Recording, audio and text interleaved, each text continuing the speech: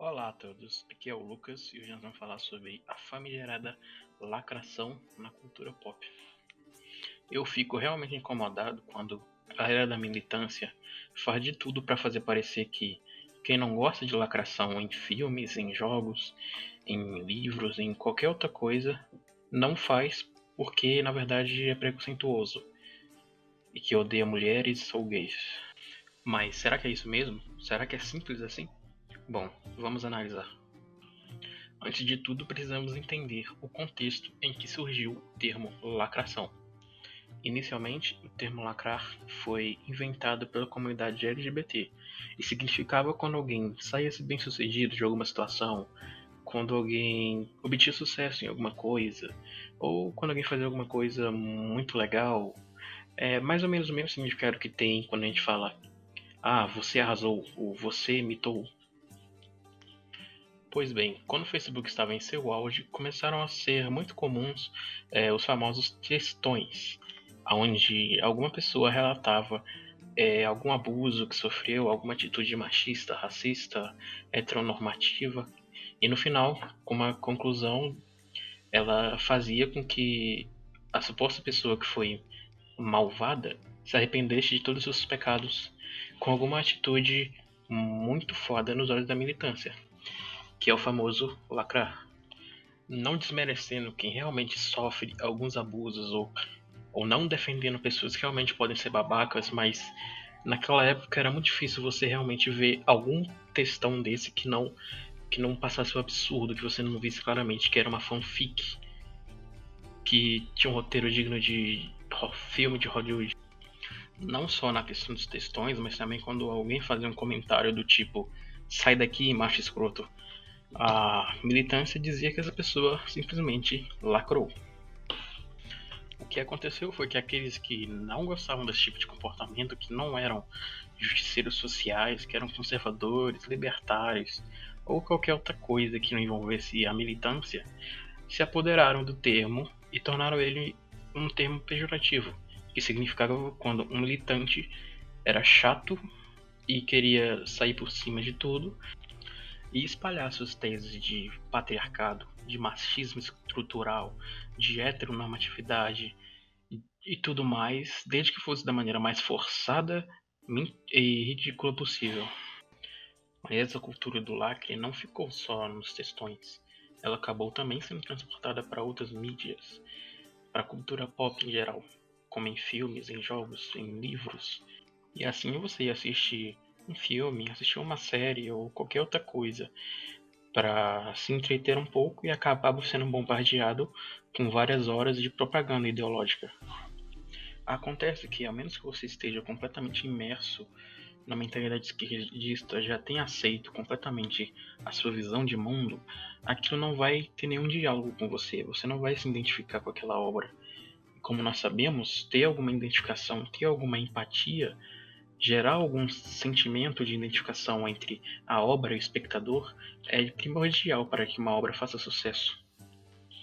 É por isso que nas maiores obras que nós conhecemos, mesmo que se trate de mundos fantásticos, seres fantásticos, personagens extremamente poderosos, histórias sobre viagem no tempo, ficção científica, monstros, mesmo que seja algo que nós não conseguiríamos conceber dentro do nosso mundo, nós ainda vemos que esses personagens eles apresentam traços muito humanos a qual nós podemos se identificar. Eles apresentam medos, frustrações, arrependimentos, eles têm falhas, eles têm defeitos. Isso é uma tarefa quase impossível quando você tem como foco um nicho de pessoas que arroga para si todas as virtudes, que arroga para si serem pessoas perfeitas, que não erram e que apenas estão ali para julgar. Some isso ao fato de que as pessoas que normalmente pedem esse tipo de conteúdo, os lacreiros, eles normalmente não são consumidores desses produtos. Eles normalmente apenas falam disso na internet, mas não assinam nenhum serviço de streaming, não pagam suas próprias contas. Na verdade, são sustentados por outras pessoas ou parasitam outras pessoas. E você tem a origem do famoso ditado: quem lacra não lucra. Eles parecem não perceber como esse comportamento acaba afetando até a própria representatividade que eles tanto clamam. Pois quando o personagem não se apresenta da maneira qual eles idealizaram, ou quando o personagem não apresenta as virtudes que a militância deveria apresentar, eles logo tratam esse personagem como a expressão claríssima do preconceito do autor que o criou. Dessa forma, o autor tem duas opções: ou cria um personagem padrão, ou corre o risco de sua escrita daquele personagem não agradar a militância, e ele ter sua imagem suja para sempre como um machista preconceituoso. Um argumento, entre aspas, que alguns costumam usar a respeito disso é que na verdade isso não existe, que são só homens que não aguentam ver uma personagem feminina forte em um filme sendo a protagonista.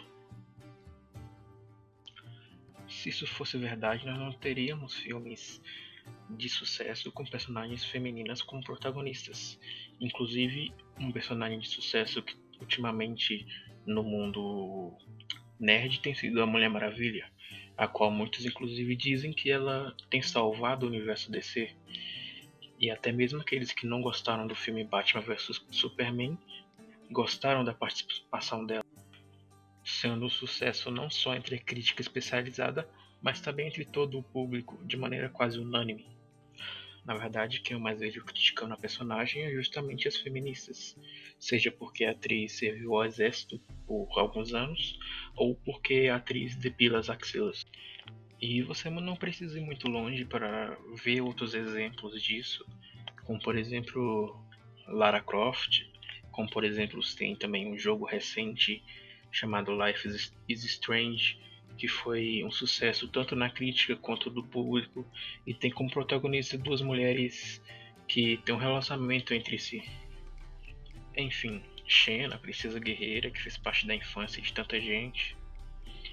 Qualquer um desses exemplos é o suficiente para já colocar por baixo esse argumento. E você encontra igualmente exemplos de filmes de sucesso ou outras obras com pessoas negras, com gays e etc. Outra coisa que costumam dizer é que, na verdade, isso não existe e que as pessoas só estão reclamando porque essas obras agora estão tratando de temas sociais. Mas, novamente, isso não procede, pois toda obra de sucesso, praticamente, que conhecemos, ela vai tratar também de temas sociais, seja implicitamente ou explicitamente, como, por exemplo, os próprios X-Men. Aliás, existe uma série recente que fez relativo sucesso da Amazon Prime, chamada The Boys, e que tratou de temas que muitas vezes são sequestrados pelas feministas ou pela militância em geral, e fez tudo isso sem que pareça forçado, sem que pareça uma militância ou uma lacração, como por exemplo assédio e sexualização. Se você puder assistir, eu recomendo muito. Enfim, poderia ter um vídeo inteiro só com exemplos desse tipo que desmentissem esse tipo de acusação, mas acredito que o recado até então foi dado, que o objetivo era que se entendesse, primeiramente, o que é a tal da lacração, e que se entenda que ela não está aí por acaso, faz parte de uma agenda política e cultural que há muito tempo vem sendo implantada no mundo. É isso, espero que tenham gostado e até a próxima.